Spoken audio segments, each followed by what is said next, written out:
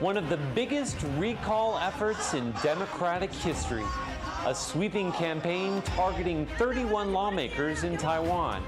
A high-stakes test for a vibrant young democracy, and control of the legislature is on the line. Today, 24 Kuomintang lawmakers are vying to keep their job. Now, it's up to the voters. Live from Taiwan, this is Recall Vote 2025.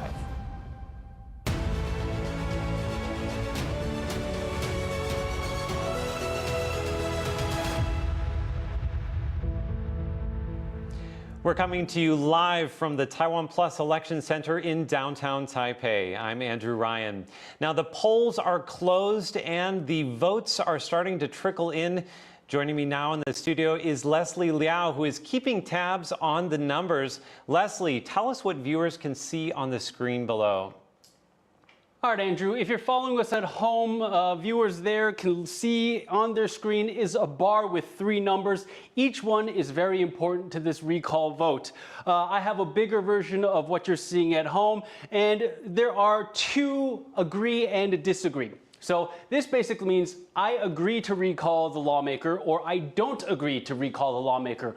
Conventional thinking tells us if the agree outnumbers the disagree, then that lawmaker is considered recalled. But that is not the case because under Taiwanese law, 25% of a lawmaker's constituency needs to agree to recall a lawmaker before they are considered recalled, and that's where this third number comes in, the threshold. Now, not only does the agree have to outnumber the disagree, but the agree also has to hit this number before that lawmaker can be considered recalled. All right, now there are 24 lawmakers who are facing recall today. And I just want to say, if you're looking at the numbers on the screen below, you'll see that the disagree votes tend to be outweighing the agree votes in almost all of the races. These are the numbers from the Central Election Commission, and certainly the night is still young, so anything can happen, but we will be unpacking that with you today. First, I want to go straight to the Central Election Commission where our reporter Tiffany Wong is standing by. Tiffany, what's the latest? Hi, Andrew. Well, polls just closed about an hour ago and the votes are still trickling in. There are about 6,000 voting centers all across Taiwan today, and they are counting those votes in person. In Taiwan, there's a very transparent voting process where volunteers, election volunteers are, holding up each ticket, showing whether it's an agree or disagree, and then they're tallying that vote. So it's clearly going to take a bit longer, so we're still going to wait for those numbers to come in. And that footage that you can see on the left side of your screen just now, that was the live stream from a balloting station where they were counting the votes. Now, Tiffany, originally we were really worried that there were going to be 2 typhoons that were going to affect the weather here in Taiwan, but it looks like it was better than anticipated. How did voting go? Yes, well, up until last night, it was raining in Taipei at least, and there were fears that the weather could impact the voter turnout today. But it was sunny skies in Taipei this morning. In Taichung, where there are some other recall elections happening, it rained a little bit in the morning, but it did clear up. And in Hualien, where another major recall vote is happening, there were also clear skies. So we may see a higher turnout rate than expected. All right, thank you so much. That's Tiffany Wong, our reporter, coming to us live from the Central Election Commission in downtown Taipei. Now, joining us in the studio, our 2 panelists for today, Guangying Liu, who's a senior managing editor at Commonwealth Magazine, and political analyst Courtney Donovan Smith. Now, before we explain the recall vote and the specific numbers we're watching tonight, I want to get a temperature check. Guangying, what are your initial thoughts of what we are seeing tonight? Right. I think literally temperature is high. It has been high today. I was very surprised this morning waking up to very sunny Taipei City because I was just so worried last night that if the weather is going to be so lousy like this week has been, we're going to see very low turnout, for example, 30%. But I think today we are seeing that the weather has really enabled a lot of people to come out to vote. So, yeah. And that means we'll get a clear read on what the people, the voters, are thinking today. Right, I think so, yeah. Yeah. Now, Donovan, you went to rallies for both sides, both camps, both the pro and opposition voices. What was the temperature like last night? Well, both were really quite active and enthusiastic. The KMT rally was larger. It was a medium-large one for a rally of this type.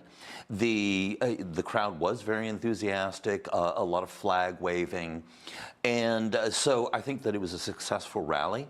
Now, the DPP and the recall campaigners actually split their rallies. They had their bigger rally on Thursday evening, but the recall campaigners had their own last night. So it was a smaller one at a smaller venue. However, though it was a much smaller crowd, it was also very enthusiastic, possibly even more so, because this, of course, would be the most adamant of the recall campaigners, and they stood through the rain and shouted slogans and that sort of thing. So it was. I think the enthusiasm on both sides was very high, slightly higher on the recall ones, but the numbers turning out for the rallies were higher at the KMT side. And of course, the night is still young, as we've said. We still don't have a clear idea about whether any lawmakers will get recalled tonight. The question is, what does it take to recall a lawmaker in Taiwan? We're going to go back to Leslie now for a closer look at the process. So, Andrew, Taiwan's recall law has 4 stages, but to actually remove a lawmaker from the legislature, it's 3 stages. So the first 2 stages are gathering signatures. Yeah, in the first stage, recall campaigners need to get about 1% of a lawmaker's district's people to sign on to the petition. In the second stage, it's 10%. And then if they're able to get 10% of those signatures or get the correct numbers, they move on to stage 3, which is where we're at today. Now, this is the vote that will determine what happens to that legislative seat. And like we said at the beginning of the show, there are 2 possible selections for voters who go in. It's either I agree to recall this lawmaker or I disagree. But not only do they have to agrees have to outnumber disagrees, but 25% of the lawmaker's constituency must vote in favor of recalling them in order for them to be considered recalled. Let's look at some magic numbers. Let me give you an idea of what Taiwan's legislature looks like. 113 seats in total. Let's take a look at what the opposition looks like. The opposition holds 62 seats. The main opposition, Kuomintang, they have 52. 24 of their seats are up for contest tonight. And then there's the smaller opposition, Taiwan People's Party, which has aligned itself with the KMT during these past few legislative sessions. Then there are 2 independent lawmakers that regularly vote with the opposition coalition as well. Let's see what the DPP has. Anything that's not part of that 62 is what the DPP has. And what the DPP needs to do at a minimum to flip the legislature is gain 6 seats. So not only do 6 Kuomintang lawmakers need to get recalled today, but if they get recalled, moving on in the 4th stage where the by-elections are, the DPP needs to pick up those seats. That brings me to my second magic number, which is 12. And this is going to have a more immediate effect on the legislature in the short term. Because what happens is, if lawmakers are recalled, the CEC needs to post the results within 7 days of the recall happening, and then after they post the result within 3 months, the by-election needs to happen. But when the CEC posts the results, those legislators are out of the legislature. So what would happen is 62. If the KMT loses 12, the opposition goes down to 50. The DPP has 51. That is a majority in a smaller legislature, at least in the short term, until the by-elections. Now, if the numbers hold, it's very unlikely that we're going to see 12 lawmakers losing their seats tonight. As you're looking at those numbers at the bottom of the screen, the disagree votes are largely outperforming the agree votes, which means that these lawmakers would save their seats.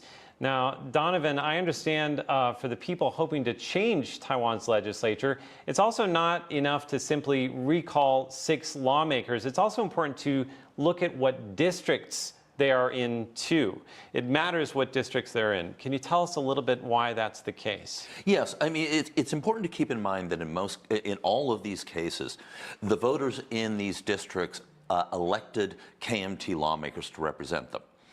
However, some of these districts are far more likely, for example, some of them are maybe 50-50, or the KMT candidate came in a tight three-way race, for example, in Taiwan.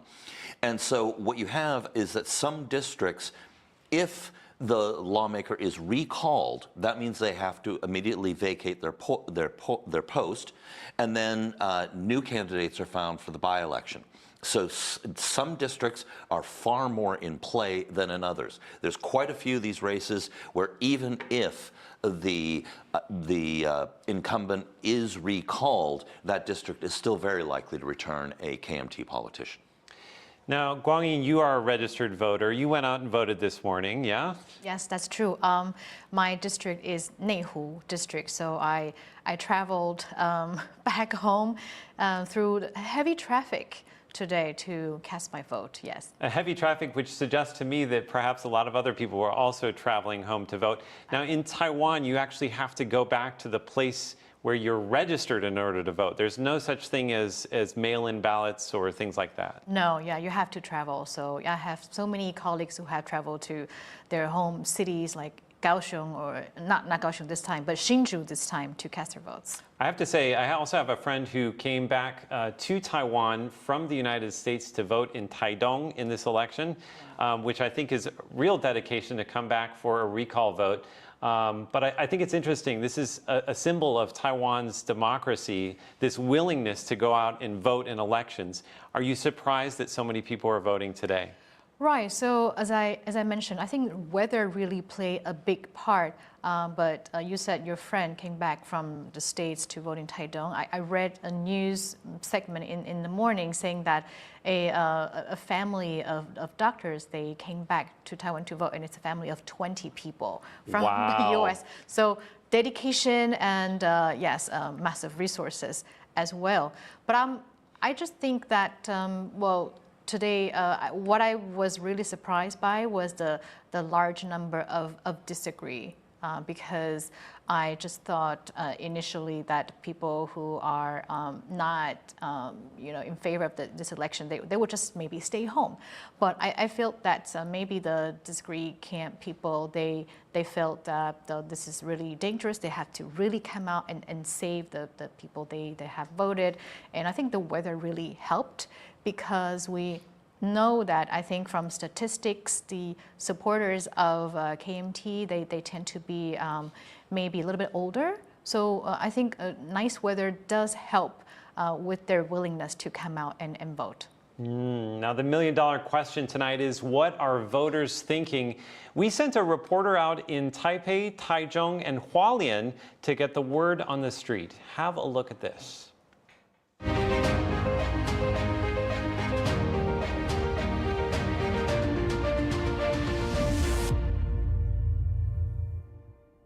地方选出来的立法委员应该是要为地方办事。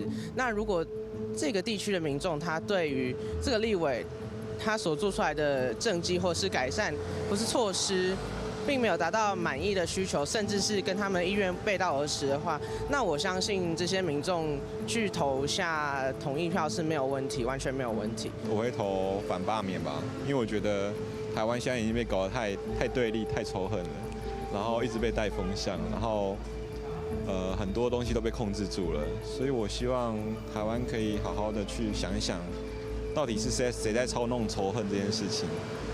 而且我觉得有多元不同的声音才是真正的民主吧，而不是只有一种声音这样走向有点类似以民主的名号在行独裁的事情。我告诉你，大部分大家都是说预算，没有像往常那样就是乱删预算。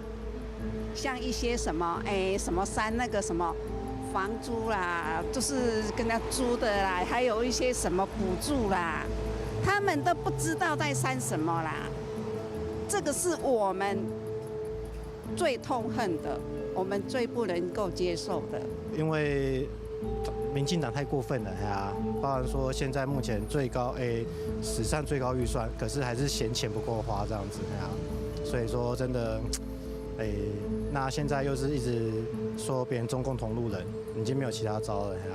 所以说，我觉得他们这样做只是为了拿回立法院的多数，所以导致于说，那个让他们可以更好干钱。我们公立学校的老师都会站上街头反罢免，然后都会站上街头去罢免运动或是反罢免运动都有啦。那我觉得以这种从事教职或是有公职成分的人都会愿意站出来代表这次大家各有自己拥护的立场，所以我觉得以我目前听到的消息来说，大家出门投票的几率一定会比往年来得高很多。我其实心里是，我没有很支持，我觉得它是劳民伤财的一件事情。你一方面就是你要掀起这个议题，你后面的动员、后面的 prepare 是非常非常的浩大的。你要包括要去征召这些来工作的，你必须付上一笔财力的。我觉得这都是用到纳税人的钱。You're watching Recall Vote 2025, and we're coming to you live from the TaiwanPlus Election Center in downtown Taipei. Be sure to follow us online. You can also leave a comment below our live streams on YouTube and Facebook, and also find out the latest at TaiwanPlus.com. Now, for both of our panelists, you heard a lot of compelling reasons for the voters and what they're thinking today. I want to start with the push to recall the lawmakers. Guangying, what is the most compelling factor motivating the people who are casting a yes vote tonight? Right. So I think there are many reasons, as we have heard from the Vox Pop. I think one of the more compelling reasons is the budget cuts that have happened in the past few months, and that has really created a lot of controversy. And including as early as last year, there was a move from the opposition party, the KMT and TPP. They have tried to expand their power in the legislature, and that was also very controversial. But I think at the end of the day, it was really the matter of majority, who controls the legislature. And I think the administration, DPP, really found it really hard to pass or to push forward any kinds of policies that it has really wanted to push, and that has really created some hurdles. Now, Donovan, what about the other side? These are the people that are voting no against the recall. What's the biggest factor motivating them today? Well, I think there are several, and it depends a lot on the individual voter. One of the cases, for example, that the KMT made is they've accused the recall campaigners of trying to overturn the voters' choices in the January 2024 elections. And they basically say this is an undemocratic move to overturn the will of the voters. And I think that was an argument that has resonated with a lot of people. Others will have other motivations. There is, for example, a certain percentage of the population that does not like the DPP for personal or partisan reasons. And then, of course, there will be others that also support the KMT legislative agenda, or, and of course, there are many who just, their families have supported the KMT for generations. So there's quite a few possibilities there. Now, I want to talk about the civic groups, which have been so instrumental in propelling this recall movement. We sent a reporter to Hualien to interview the people behind a grassroots campaign to unseat a lawmaker there. Have a look at this. 大家午安，我们是微光花莲，来跟大家拜托7月26号投下同意罢免。你好。 38-year-old W spends his weekend rallying support for the removal of Kuomintang legislator and caucus whip Fu Kunqi, also known as the King of Hualien. Fu's remained a prominent figure in local and national politics, even after serving jail time for stock manipulation. W has been part of efforts to unseat the Eastern County's legislator since last June. 拜托，请一定要出来支持同意罢免。 726，谢谢。不应该罢免傅昆萁，因为呢，谢谢。台湾好不容易选举出来一个立法委员，但这也是台湾最理想的状态，我们就是由选举罢免。谢谢，好，谢谢。A daunting task in the traditionally deep blue county. 谢谢，26，But frustrated with a year of legislative fights, which resulted in the opposition Kuomintang and the smaller Taiwan People's Party pushing through major changes in the country, Some of Fu's constituents see the opposition leader responsible. Now, a new vision for Hualien is emerging. And for recall campaigners like W, change may be coming. 我觉得从1阶、2阶到现在为止，我觉得我们遇到的是鼓励，或者是愿意站出来表态、表达我愿意支持你们这个态度，是一直不断的堆叠上去，一直是有累积。 And it's also spreading around the country. Since the beginning of the year, calls to remove over 50 lawmakers sprang up across party lines. And now, over 24 KMT lawmakers find their futures coming down to a vote. Now, Guangying, this is a really interesting piece of footage. You know, you see the civic groups there, and then you see the people who oppose the recall, like kind of having a little bit of a clash there. What do you think about this sort of scene? Is this something that we see regularly unfold in Taiwan? Is this sort of polarization common? Right. So it's true that we do see a lot of polarization in the past few months. But as I watched that footage, I also found it to be what's great about Taiwan's democracy, because we can allow this to happen. People supporting different camps, they could openly have a discussion, they could clash in public without resorting to violence, although regrettably sometimes it does result in violence. But I think this is what's you know, what we should cherish about Taiwan's democracy is people have the right to express their opinions freely, and it's great exercise. People come out to vote. I think they're still great. Do you worry, though, about the increasing polarization that we see? Right. So what we have seen really in the past few months, what worries me is the continued, what we see, dehumanization from one camp of the other. So from both sides? From both sides, actually, calling each other names and a lot of labels and assumptions, jumping to conclusions, which we know happens when there are election campaigns. Usually we only see that maybe in presidential election, but now that if recall becomes a norm going forward, we're probably going to see continuous polarization, given that we are going to have more recall vote also in a month or so. I think we will continue to see that, and that's what worries me, actually. Now, Donovan, I want to talk a little bit about the civic groups that were behind the yes votes, or the campaign to recall these KMT lawmakers. The fact that they were able to push through 31 votes, today we're seeing 24 of those being voted on, 31 measures is pretty significant. And one of the things that I want to talk about too specifically is in the early days when we were talking about these campaigns, I think we were somewhat reductive. We were saying that this was two parties that had opposing opinions on things. But then we realized that actually these civic groups are playing an incredibly important role specifically to push forward the recall efforts against the KMT. I'm curious to know what role have they played? And how much did the DPP play a part in that or support that? When did that support come in? Because from my perspective, it seems like they came in kind of later. It was really the civic groups that were in there first. Talk about the origins of those civic groups and where they came from. Well, they came from, they started out from what was called the Bluebird movement. And this is when thousands of people for many nights running came out in protest of the opposition-controlled legislature for several legislative moves that they made, including trying to expand the power of the legislative branch to take functions, for example, allotted to the judiciary, and also to extend its power and influence more over the executive branch. So these rallies and this movement led to, and joined with other civic groups, they started thinking about, well, what can we do about this? So they started forming these recall campaigns, and the first ones started getting off the ground in December.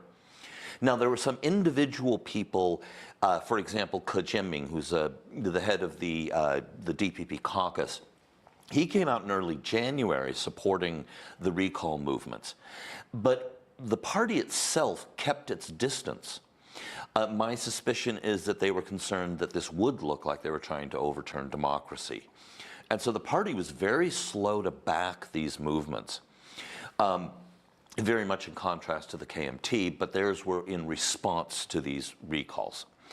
Now, eventually, as it became clear that they were picking up a lot of momentum, the DPP did start tacitly supporting them and then later on officially supporting them, but they've not taken leadership positions, but they've backed them logistically, such as ordering billboards and things like that. So why did none of the KMT campaigns to recall DPP lawmakers make it to the voting stage? Well, the momentum was definitely on the side of the recall campaigners who came out of a social movement. So when you came out of a social movement like the Bluebird movement, you've already got an organizational spirit, you have strong bonds between the people who've participated, and they already have this camaraderie. And so they went into it. They also started much earlier, which really helped. They were also backed by Robert Zhao, the founder of UMC, so they also had better resources. Now the KMT, in response to these, started trying to launch their own. But they did not have that momentum, they did not have that cohesion, and you can't organize a campaign based on party members only. And so as they lost momentum, there were allegations that a lot of them were copying, for example, party membership roll information and committing voter fraud by forging signatures. Now, not all of these people have been found guilty by any means, but there have been some confessions. So at least some cases were accurate. But none of them, but once these investigations started, what volunteers they did have to help canvass for the signatures to meet the thresholds, they evaporated. Now, a moment ago, we brought you to Hualien County to show you how civic groups are trying to unseat lawmaker Fu Kunqi. He's one of the highest profile legislators facing recall today, and one of the 5 votes we are watching closely. Leslie, tell us more about those 5 lawmakers. All right, so TaiwanPlus is focusing on 5 lawmakers today. Why 5? Well, I'd love to talk about 24, but I'd be up here all night if that were the case. But at the same time, we didn't choose these 5 lawmakers randomly. We didn't go in a hat and pick out 5 names. There's a method to our madness here at TaiwanPlus, and let me just tell you what that is. So during the second stage of recalls, remember, I said that's a petitioning stage, and that stage requires what? 10% of a lawmaker's district's people to sign on to that petition in order for it to go to a vote. And that's where we are today. But we're going to look at the lawmakers who got the most signatures by percentage-wise, by how much they broke through their threshold. So for example, let's look at Xu Qiaoxin. She's up in Taipei. Back into the second stage, she only needed 23,482 signatures for her seat to be put to a vote. She ended up getting 37,320, 159% of what was required for her to go, for her seat to go to a vote. Same thing, Wang Hongwei up in Taipei here, 149%. Luo Tingwei, Taichung, 149%. Fu Kunqi, whom we just spoke about, 145%, and Luo Ziqiang, 136%. But I'd like to point something else out here, Andrew. All 5 of these KMT members, not only did they get the most signatures during the second stage, but they represent a pretty senior leadership up in the KMT at least. Fu Kunqi, we already talked about him. KMT Legislative Caucus Whip. But you also have the KMT Legislative Caucus Secretary General, Wang Hongwei, and you have her chief deputy, who is Luo Ziqiang. And might I add that Luo Ziqiang comes from Da'an District in Taipei, my home district, and I'm a little bit familiar with that. And the Da'an district has been very blue for as long as I've been living there, 20, 30 years maybe. Not only that, but Xu Qiaoxin, also, she's kind of a rising star here in the KMT, as Donovan has pointed out a few times in the past in our conversations. So not only do they represent some kind of high leadership here in the KMT, but they also garner some very strong opinions, if I may. Yeah. Now, I want to mention that all of the races that we're looking at now, so far it appears that almost all of those races, the disagree votes are outnumbering the agree votes. I do have some information that's coming in right now. It looks like 5 lawmakers who are facing recall from Taipei City are going to be holding a press conference along with the mayor of Taipei, Jiang Wan-an, at 6 p.m. I'm guessing that they're likely to be speaking about the results of these recall pushes, and probably all of them are going to fail at the ballot, at the voting booth. Also, Wang Hongwei, who is one of the 5 that we're looking at here, it looks like she is also posed to hold a press conference at 5:30 to speak about it. And also, it looks like most of the votes that we're seeing are not likely to pass. It looks like most of these lawmakers are going to keep their seats tonight. Now, we are going to go back to the Central Election Commission, where our reporter Tiffany Wong is watching the results come in. Tiffany, there are 6,000 polling stations. About 2,000 have finished counting. Do we know when we're likely to get the results tonight? Hi, Andrew. Well, it looks like now, update that there's almost 4,000 that have now finished counting their votes. So we are getting close to, seeing those clear results, how many agree votes and how many disagree. So we think, it could be within the next hour at this point that we'll have a very clear picture. Now, I understand that civic groups are gathering nearby. What's happening there? Yeah, just down the block where several of their recall campaigns had been gathering last night. There is a small group out there right now, but last night they said that they had about 100,000 people show up. The energy was very high. They were singing songs, there were performances, and they were all excited about voting day today. But right now, it looks like it's very quiet there. And organizers are trying to urge those supporters who want to see these politicians recalled to wait until the very end to see the results here. All right, thanks, Tiffany. Again, that's Tiffany Wong coming to us live from the Central Election Commission in downtown Taipei. We're going to take a break. There's much more to come when Recall Vote 2025 continues.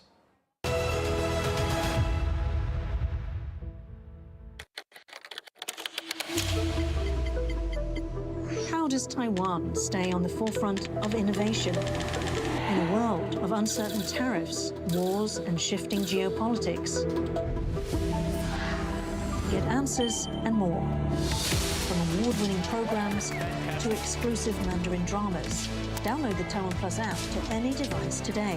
No ads, no bias, just facts. TaiwanPlus. For more stories from Taiwan and Osaka, download the TaiwanPlus app.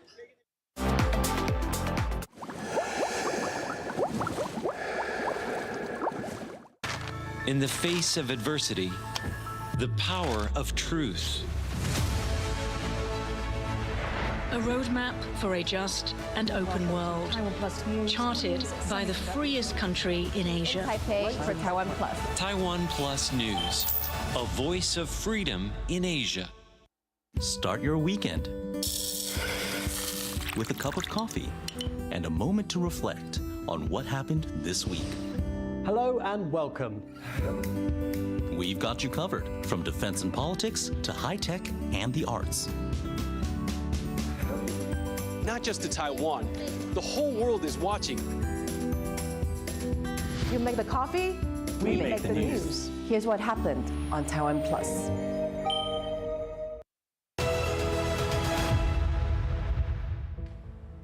This is Recall Vote 2025, and we're coming to you live from the TaiwanPlus Election Center in downtown Taipei. I'm Andrew Ryan. Be sure to follow us online. You can leave a comment below our live stream on YouTube and Facebook. You can also find out more at TaiwanPlus.com. Now, the polls are closed and the numbers are trickling in. It looks like the disagree votes are outnumbering the agree votes in all of the races. for the 24 lawmakers who are facing recall today in Taiwan. You'll also see Gao Hong'an, that's the mayor of Hsinchu City. She's also facing recall today, and it appears that the disagree numbers are also outnumbering the agree numbers in that race. I want to go to Leslie now to have a look at the 5 lawmakers that we are focusing on tonight. Leslie. All right, Andrew, so we're going to take a look at the 5 lawmakers that we're focusing on. And before the break, we said that we're focusing on these 5 lawmakers. It's because recall campaigners had some strong opinions about these given lawmakers. Let's go to KMT caucus whip Fu Kunqi, who's also the legislator out there in Hualien.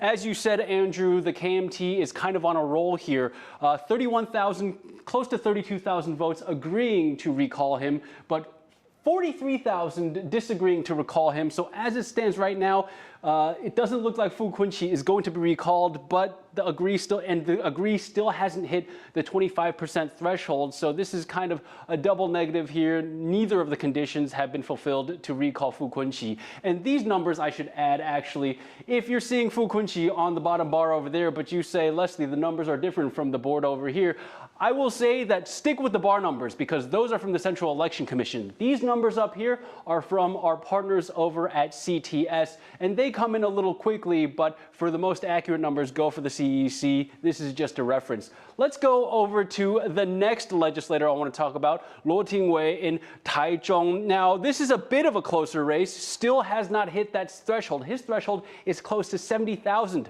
not even half of the agree votes that need to come in to hit that threshold have come in. But again, that's kind of a moot point because the disagree votes still outnumber the agree. Now let's come back up to Taipei to our next legislator. And we're going to look at Xu Qiaoxin. And this is 32,000 agree to 36,000 disagree. Her threshold is at 57,000, so it looks like she's not going to get recalled either. Let's head over to the next district, and we're going to look at Luo Ziqiang, the district, my home district legislator. His threshold, 57,000, close to 40,000 agree, still not hitting that threshold. Again, doesn't matter because the disagrees outnumber the agree. And let's head over to our final legislator, Wang Hongwei. Her threshold also close to 70,000, and she actually hit agree. She actually hit her threshold. The agree votes hit the threshold, so it looks like she's recalled, but again, not the case because the disagrees outnumber the agrees. So for now, it looks like all 5 of the KMT legislators we are tracking today here at Taiwan Plus are keeping their seats. All right, and if you're watching the numbers at the bottom of your screen, again, it looks like all 24 of the KMT lawmakers who are facing recall today are likely to keep their seats if those numbers stay as they are. Now, I want to turn our attention to the Kuomintang and their perspective on the recall movements. Their own push to get ruling party lawmakers removed has been unsuccessful. Now, we spoke with Alexander Huang, an official with the KMT, and he said that it was immoral to be thinking about recalling lawmakers so soon after they were elected. Again, they've been in office for about a year and a half now. But he had another argument that's perhaps even more compelling. Have a look at this. We worried about the inability of DPP to understand better about the decision process in Beijing because they have no engagement, no exchanges. I want to turn now to our panelists. Now, Guangyin, China often looms large in Taiwan's elections. How much do you think China played a role in people's decisions today? Obviously, this is a reason for both sides. Both sides are using China as a reason to come out and vote. Right, so it is a very difficult issue, and we have seen the past few months that the pro-recall campaign have been saying that the KMT and TPP lawmakers are too close with China. They are not so concerned about keeping Taiwan's independence, and saying that the Taiwan should get closer to China, should have more friendly relations, and we should not get too close with the U.S. So I really do think there are a lot of these accusations, and they do play a part in how people decide. And don't forget that the Ke Jianming, the DPP whip in Legislative Yuan, he said that this is like a vote of confidence on China, and also if people do not support the recall campaign, you are not Taiwanese. I think that speaks very clearly that there's an anti-China angle of this recall campaign. Now, Donovan, I've heard the KMT describe the current DPP administration as authoritarian, which is an interesting flip in the narrative. Usually it's the DPP criticizing the KMT for its past authoritarian regimes. What do you make of this, I guess, phrasing of calling them authoritarian and using the other phrase that we saw, green terror? Yeah. Well, it's actually not new. The term green terror was first started, they first started using it when there was the first democratic transfer of power from the KMT to the DPP under Chen Shui-bian in the year 2000. And that's about when the term first started to be used. Of course, it's a reference to the white terror, which was part of the martial law era. Now, during the way that the KMT has traditionally used it is that there would be certain people who are a little bit more extreme. The party would use this regularly for the base. It's red meat for the base. And then you'd have the top leaders of the party would take more moderate language to appeal to more moderate voters.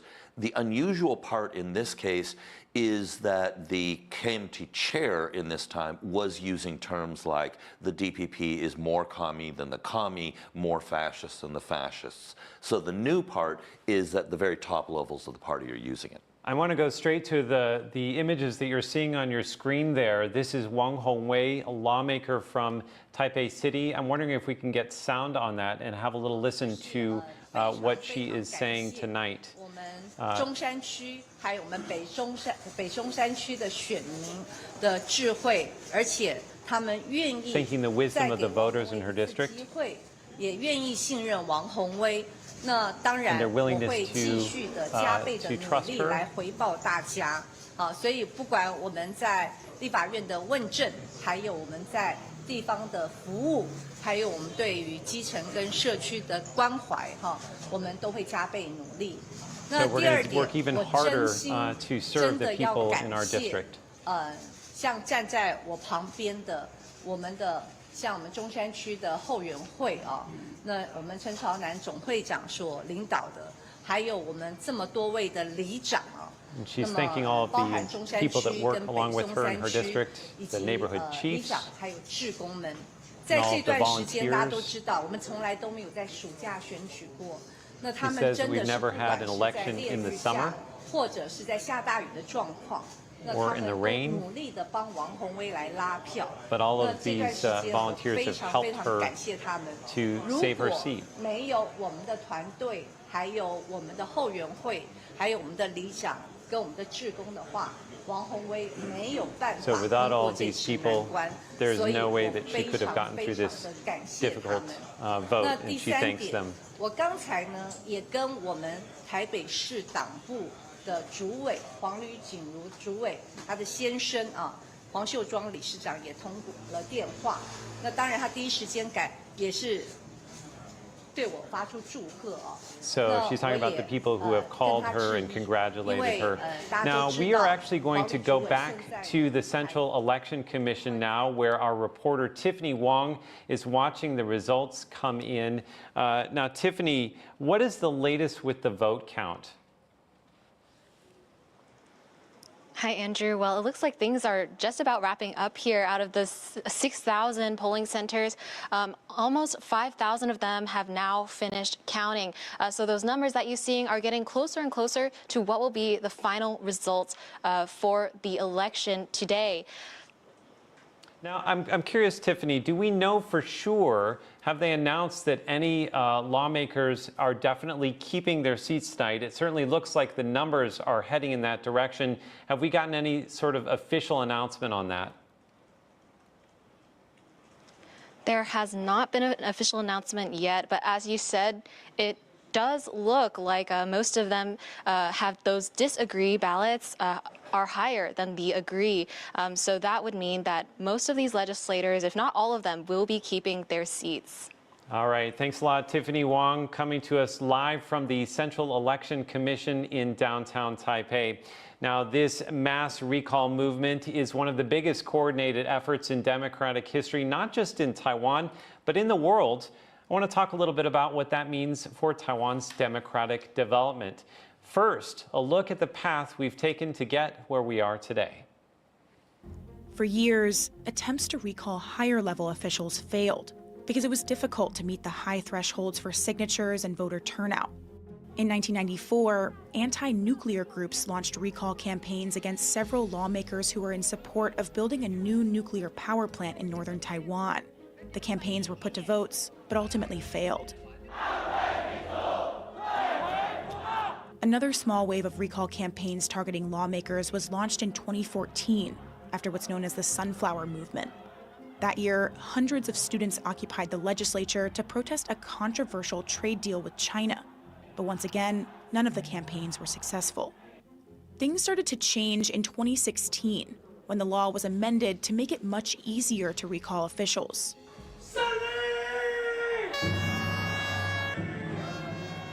In 2020, Han Guoyu, mayor of Kaohsiung, one of Taiwan's largest cities, was successfully recalled after over 900,000 people voted to remove him from office. The recall was driven by widespread public frustration, mostly over Han's decision to run for president just months after taking office, leaving many in the city feeling abandoned and betrayed. Just a year later, in 2021, a legislator caught up in a slew of controversial comments was removed from office. The first time ever a lawmaker in Taiwan had successfully been recalled. And that brings us to now, when Taiwan's recall law is being used on the largest scale yet.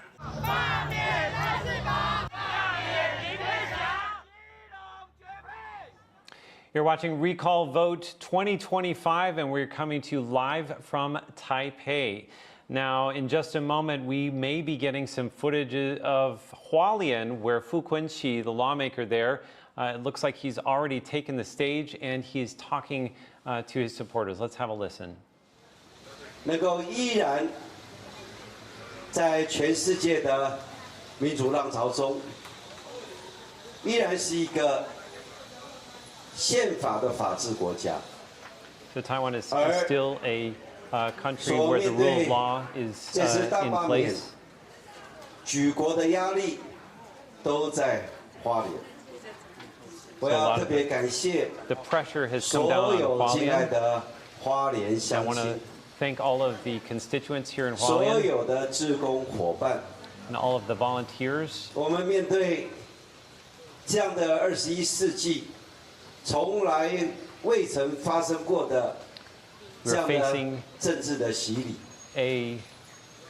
A political baptism that we haven't, or a political experience that we haven't, hasn't been experienced anywhere in the world in the 21st century. 坤奇的心里非常感觉，对大家这段时间生活上的叨扰，坤奇表达无限的遗憾。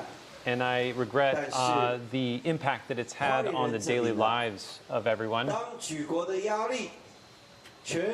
Okay, so that's Fu Kunqi who's speaking there in Hualien.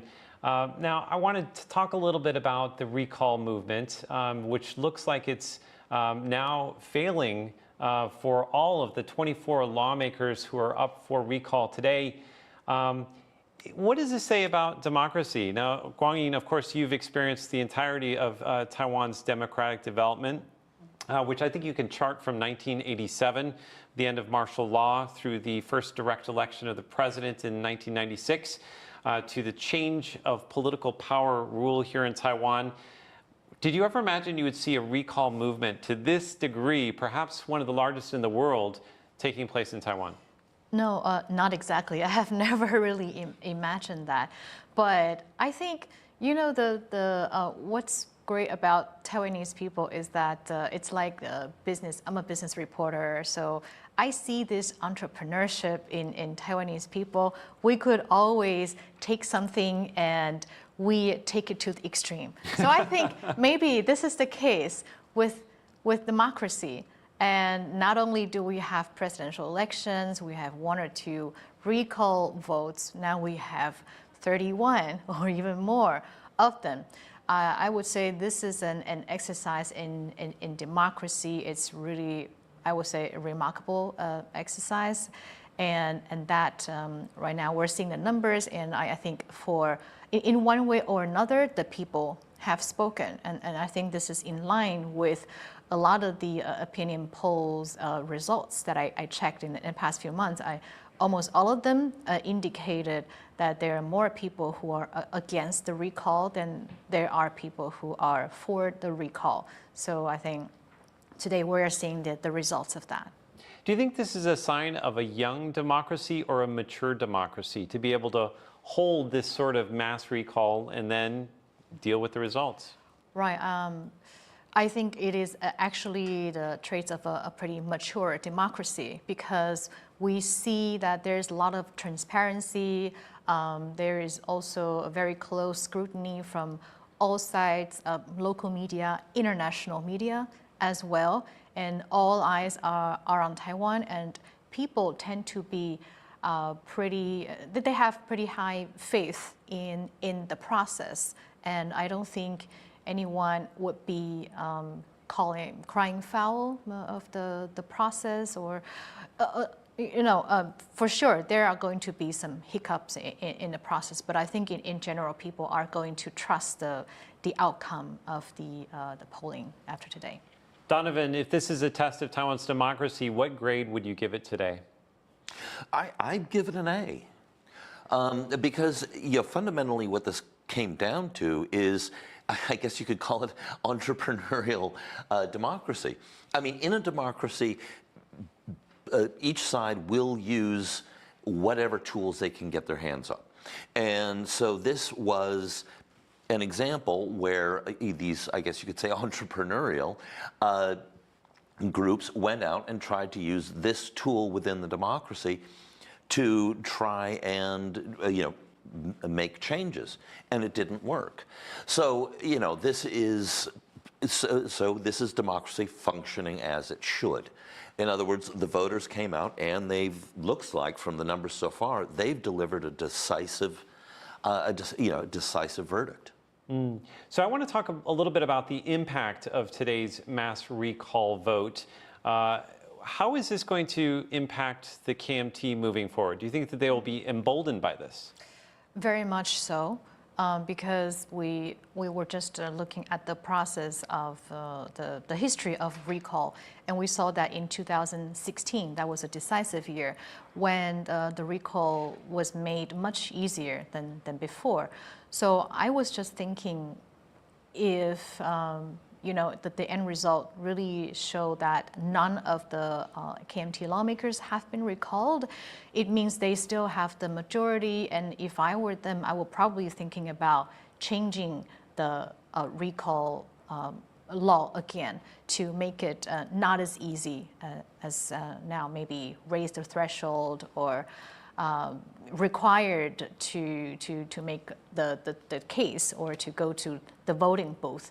And I think in the past, you had to get 50% of voters to support the recall movement in order for it to pass. So maybe it will go back up to 50%. I've also heard the people suggesting other methods to make it more difficult. Right. It's likely. And I think if the trend continues, and also there are no lawmakers that were successfully recalled, the DPP will be weakened. I think the supporters will be so disheartened, and going forward, the DPP politicians will have to possibly find a way to negotiate and to communicate better with the opposition, rather than the division and antagonism. So I think going forward, it's going to be a lot of challenges for the DPP going forward. Now I'm getting some more information here. We have a number of KMT lawmakers who have announced that they are keeping their office. They're keeping their seats. We have Wang Hongwei from Taipei City, Lai Shibao also from Taipei City, Huang Jianhao from Taichung, Liao Weixiang from Taichung, Luo Tingwei from Taichung. No, that should be from Taichung, is that right?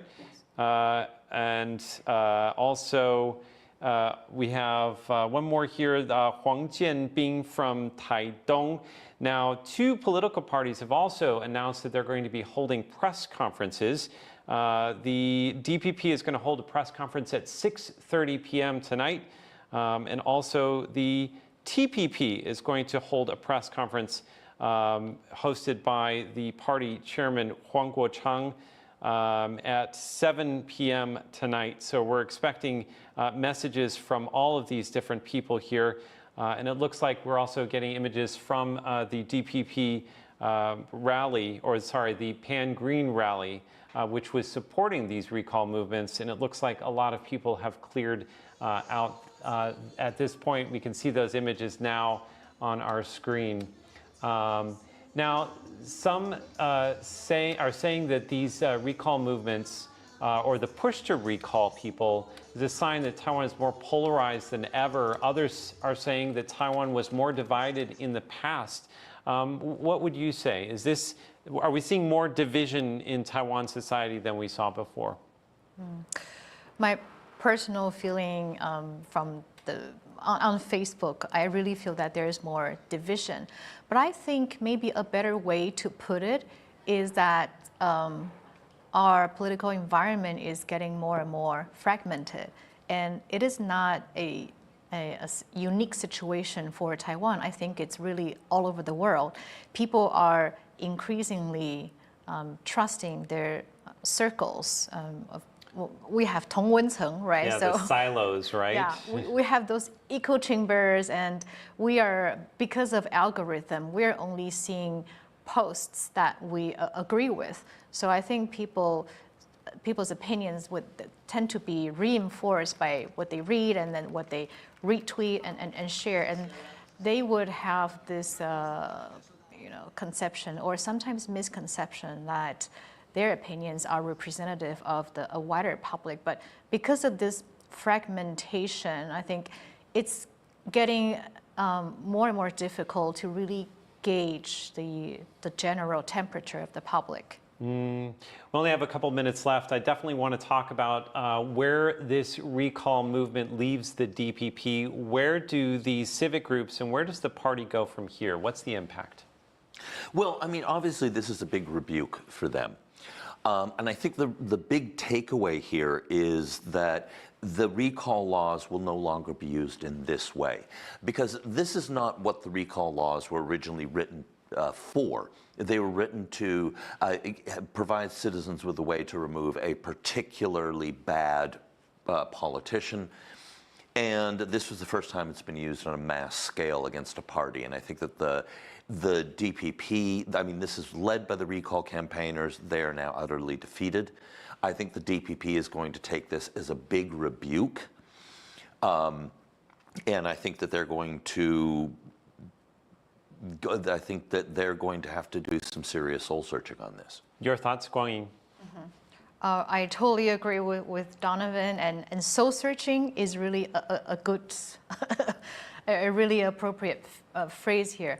I think, I asked the same question to Nathan Bottle in Academia Sinica in my podcast, Taiwanology. So I asked him, is the mass recall really the best way for the party to come back at the other end?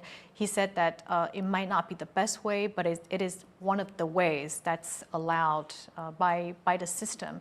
But like Donovan said, maybe the parties, they will really think hard, think twice before they're going to launch a massive campaign like this going forward. All right, well, thank you to both of my guests, Guanyi and Donovan, and thank you for watching Taiwan Recall Vote 2025. Be sure to stay tuned to TaiwanPlus for all the latest updates on the mass recall movement.